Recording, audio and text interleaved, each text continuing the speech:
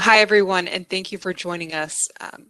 We're excited to share some of our thoughts on and experience around automating end-of-month activities with Power BI. So let's get right into it. Quick introductions, as you will be listening to us for the next 30 minutes or so.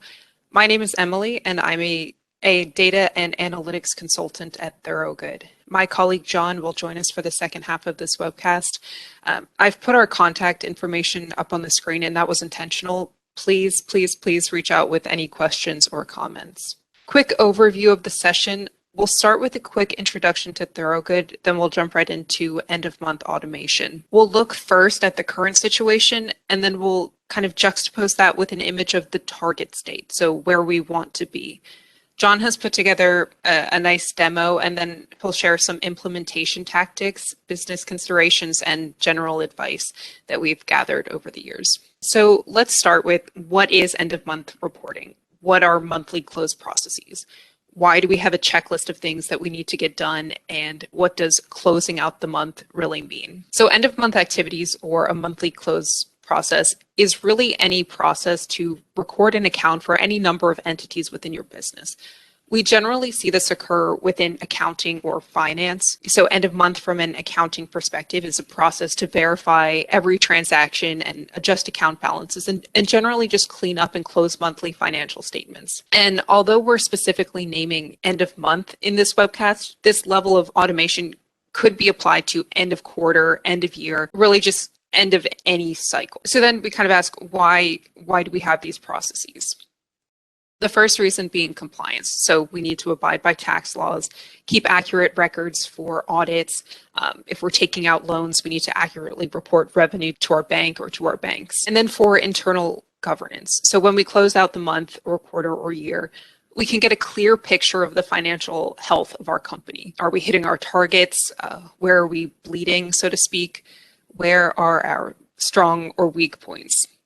So it just helps with some general oversight. And then there's a strategic aspect to this. So we can use data from our monthly close process to drive strategic business decisions and initiatives. So what trends are we seeing? How can we adapt for next month? Do we have the bandwidth to expand our team, and so on?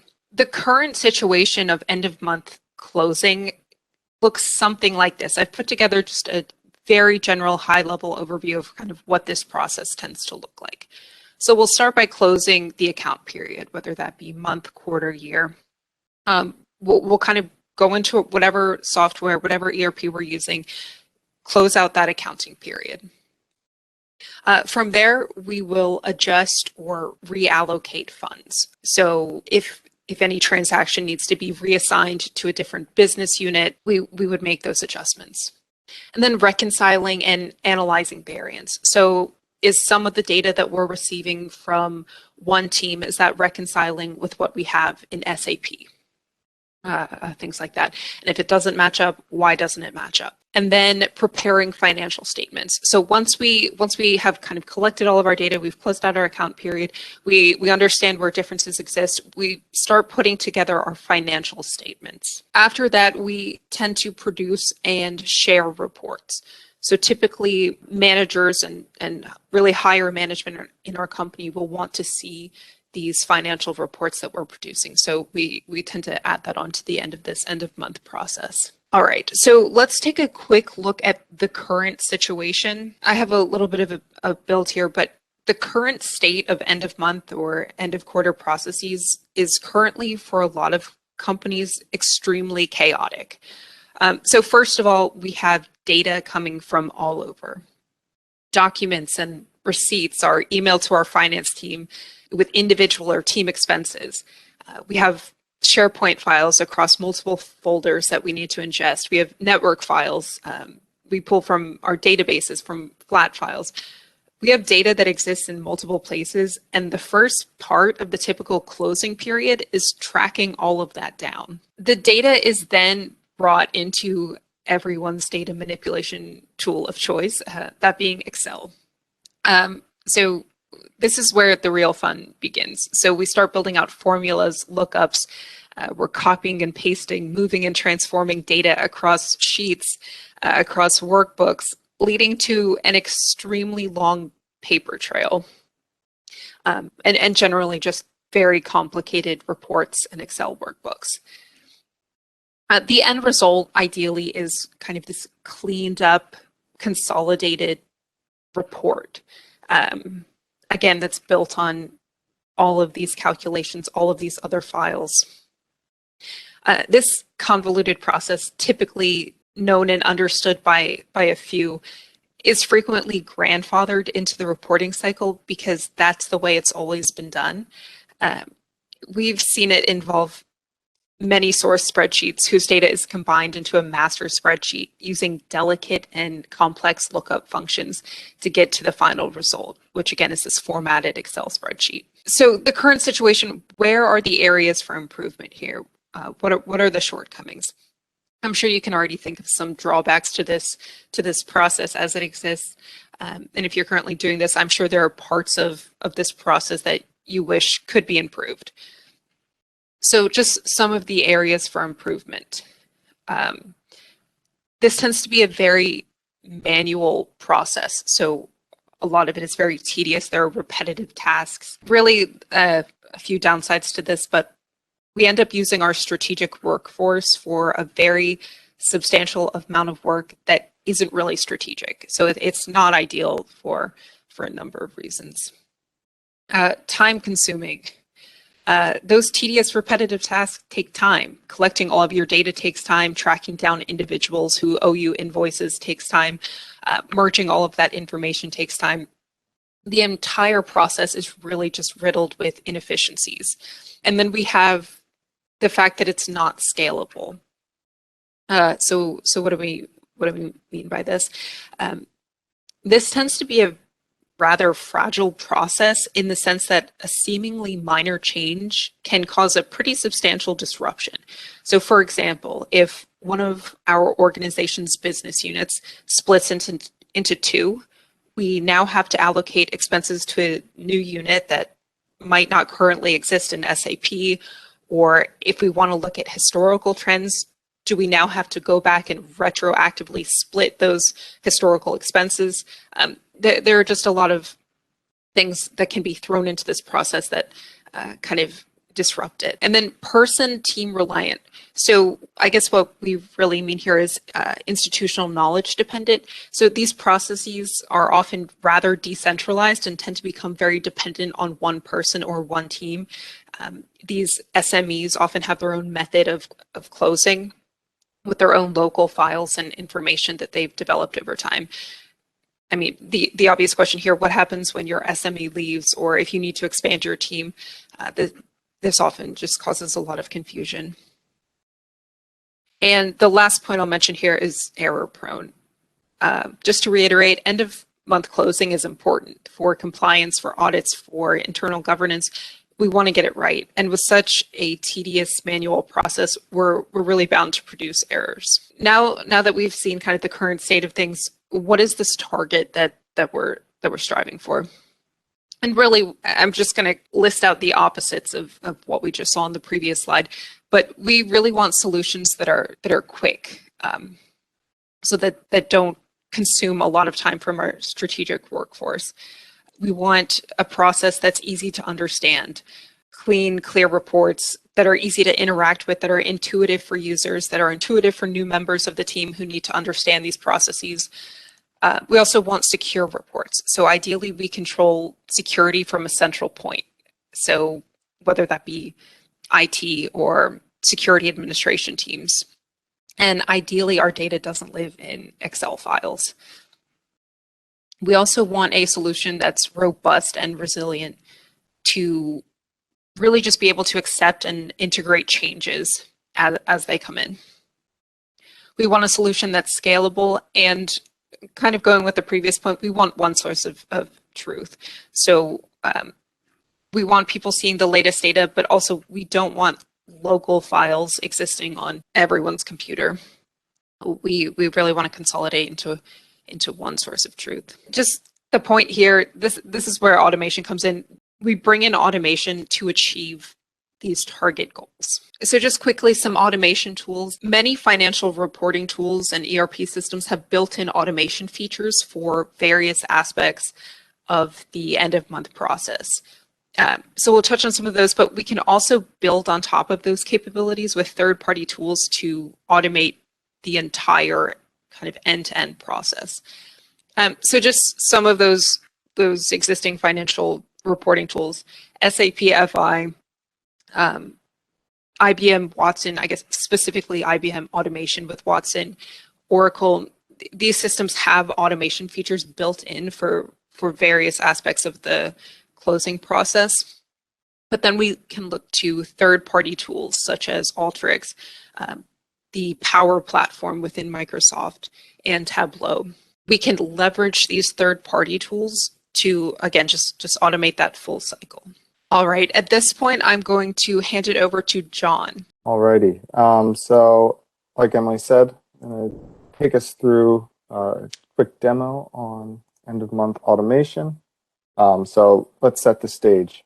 Thorogood, CPG company Thorogood has 3 different offices in Dallas, Philly, and Sacramento. Each of these offices have different functions across operations, sales, and customer support. And each month, the offices need to submit their revenue, employment expenses, and overhead expenses to the finance analyst, and we'll call him John. So John must collate this information each month into a historical file, check for inaccuracies, and calculate additional financial metrics. There's a tight timeline of 3 days as a monthly review meeting shortly after month close at all levels of the business. So there's no room for mistakes, as the managers need to see these figures so that they can make adjustments quickly. To make matters even worse, John has to deliver separate reports to different levels of the business, as managers should only see things that directly relate to their business group. So given those that kind of business case, here's the general architecture for the solution that fit Thorogood's needs. So we start with the raw source files, in our case Excel files, and these represent the financial information that gets reported from each of the 3 offices on a monthly basis. In our scenario, the files get emailed to John, the finance analyst, who then uploads them to SharePoint. But this could also be any type of file storage option that you have access to, such as like S3 Bucket on Amazon or Azure Data Lake. Thorogood's not there in their journey yet, so they wanted to start small and use SharePoint. We also have dimensional data uploaded in SharePoint. Again, this is managed in Excel just for the needs that Thorogood has right now. To build out the foundation of the report, we connected Power BI to SharePoint, and where we read in the source files and dimension data to create our model. After some processing, calculations, and security considerations, the data is then ready for consumption by the end user. So again, this solution is really trying to leverage the benefits of SharePoint and Power BI to help automate the end-of-month processing, make that process easier on the finance analyst, and improve the interactivity of the final reports. So now I will quickly jump into the demo. So in our architecture, we started with our files getting uploaded into a SharePoint folder. So here we have our SharePoint folder. We can see the dimension data here, and this folder for monthly statements where John will drop the files each month. You can see some files there for previous months already. Quick look at these. Pretty simple dimension data, information per location and business unit. And then for some examples of the files that get sent each month by each office, you can see in here revenue, employment expenses across the different business units that are in those offices. So we connect Power BI to that SharePoint folder. I'll just add that as one of our sources in here, and we can bring in the information. Our reference tables for business unit and location, they just connect to the individual sheet. A little bit of kind of promoting the headers to clean up the data there, but not too much processing done on those. For our financial information, we're actually combining and merging all this individual files that get sent by the different business units each month into one single file. Once you set this up, any files that you add in will just automatically get dropped in. You can clean them, add in columns like we added in a date column here that's just calculated off of the time that we have reported. Additionally, in here, we can also add in some data quality checks. So we're doing 2 checks right now, both based off of IDs. So either the business unit ID or the office ID. If one of those is invalid, based on our dimension tables. So if they submit something that doesn't have a business unit ID from 1 to 7 in their file, this will flag it. It'll let the business know that, hey, this file is not correct. It needs to be resolved. After bringing in the data, we can then build out our report that we want. So we have some visuals here. Thorogood was really interested in having us calculate out some additional metrics. So if you remember, they get revenue, employment expenses, overhead expenses, but they're also interested in seeing profit loss and expense ratio. So Power BI is a really nice tool to be able to quickly and easily create these different metrics that you're interested in. And you can see that if Thorogood in the future needed to expand these metrics beyond just these simple 5 here, you can easily add in more that's necessary. Another aspect of their business case was that they need to be able to control who gets to see what data. In Power BI, they have these roles that manage row level security. And you can create these basically table filters for whatever need you have. So if you have a Northeast manager that should only see data from the Northeast region, you can set that up. For our operations president, we could set this up as well. And then you can also see in here, hey, what does the data look like and when you're the operations president? So you can then see exactly what they can see. They only see operations. Everything gets updated. Profit loss calculations get updated as well. So this is a nice tool to be able to manage that security if that's something that you're concerned with. In order to share these reports after they're built, we then publish them up to a workspace in Power BI. For the purposes of the demo, I've deployed a couple different versions of the same report here, just so we didn't have to wait for any reloading of data. Once it's in this workspace, there's a few different ways that you could share it. You could grant people access to the workspace. You could share files individually with people. You could also upload it to an app, and then people can interact with the reports that you add into that application. So our first report we have, first want to look at the data quality check. You want to make sure the data you have is accurate and there's no mistakes in what was provided to you so that we can get these updated quickly. So if you look here, we can see, wait a second, there's 2 records. One has an invalid business unit ID. The other one has an invalid office. Looking at these, like, okay, those look like the incorrect values. Let's jump back to here and find where that mistake is. It looks like someone typed too many 3s in for that one. Over here, looks like a similar issue, just typed too many 1s.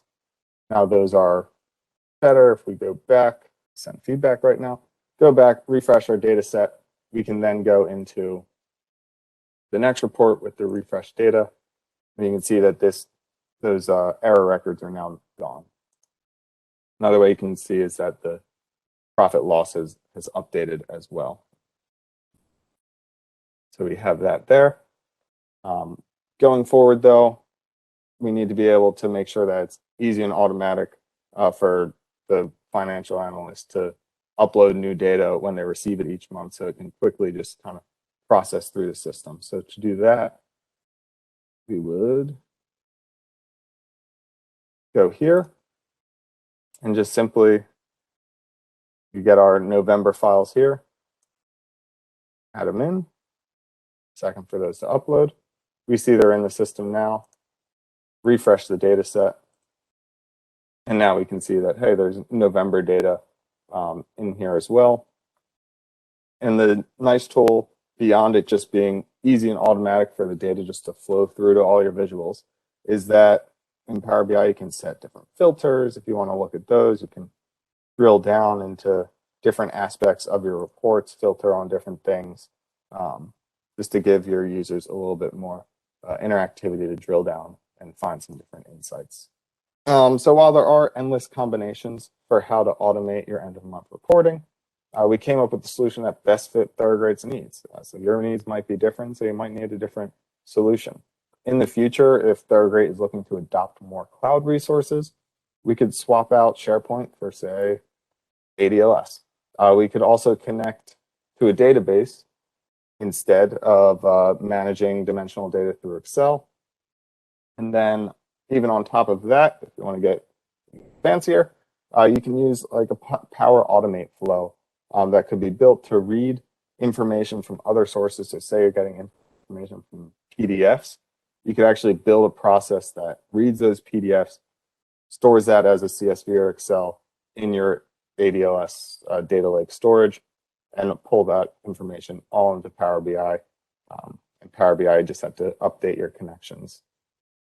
In the next slide, I'll talk through some things to consider when planning to automate your process. So to help you think deeper about your situation, created some consideration. So your downstream impact, the groups downstream from you ingest your data. So is changing something that you're already doing going to have an impact on other people? Does the infrastructure currently exist to distribute the reports? Does everyone have, say, a Power BI license or know how to use Power BI? Something you might not think about as much, but any upstream impact. So if you're changing your process, is that going to change how you need to receive data or the types of data you need to receive in order to get the most benefit out of it? So how much additional effort might be required from an upstream group to optimize your process? What tools are available in your company? Are there groups already using tools like Power BI or Tableau or any of the other ones that Emily listed before? Then what skills already exist in your company? If you're planning to bring in a new tool or something like that, it's only going to work if your team is ready to use it. So what kind of plan do you have in place to teach people the tool? Who's going to be in charge of managing that and making sure that people are up to speed in the new technologies? Finally, ownership. So who's going to manage this solution after it's built? Who's going to make sure it gets improved and stays aligned to the needs of the company? And last piece of advice that we have that we see in this building blocks to successful adoption of new processes at our clients. So after identifying the tool or tools that you want to start using, make sure to train or hire someone to be the SME, whether that's in-house or you hire a third-party company. Want to make sure to upskill your team so that at least at a high level, they're knowledgeable of how the tool will work in the end of month process, so they can have some ownership and it's not just one person understanding the entire process. Should think about your data strategy to understand what work can be done prior to ingesting into your reporting technology and what existing resources you could leverage. So are there already clean data lakes or clean databases with data that you can ingest, or do you need to be cleaning the data yourself? Then want to also identify other opportunities that could leverage your team's shift in process. So if you're trying to optimize your process, who else could benefit from you having this more automated process with access to more insights? Are other teams able to do similar things or at least leverage the outcomes of yours? And finally, first iterations always have space for improvements. As more data becomes available, priorities shift within the organization. It's important to make sure you keep your solution aligned with your organization's data strategy so it doesn't become outdated. Just a quick wrap up. So where do we at Thorogood fit into all of this? We specialize in advanced analytics, data science, machine learning, AI, and more. Come from a business-focused perspective and tailor a solution to best fit the needs of our clients. Exploratory analytics to answer business questions, test hypotheses, and discover new models to drive business value.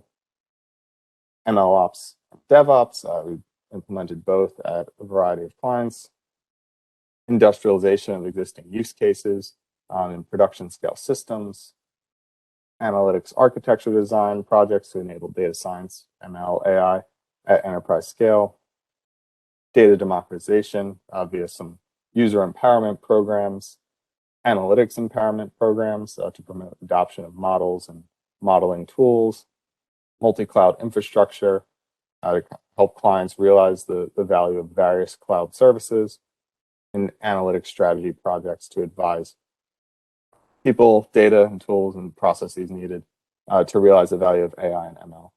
So really anything in the data and analytics space we have experience in and would love the opportunity to learn more about what initiatives you're planning. So I definitely encourage you to reach out to us. So here's our contact info once again. If you have any questions or would like to set up time to discuss initiatives, please don't hesitate to reach out. So on behalf of Emily and myself, thank you so much for tuning in. I hope you have a great day and enjoy the rest of your day. Thank you.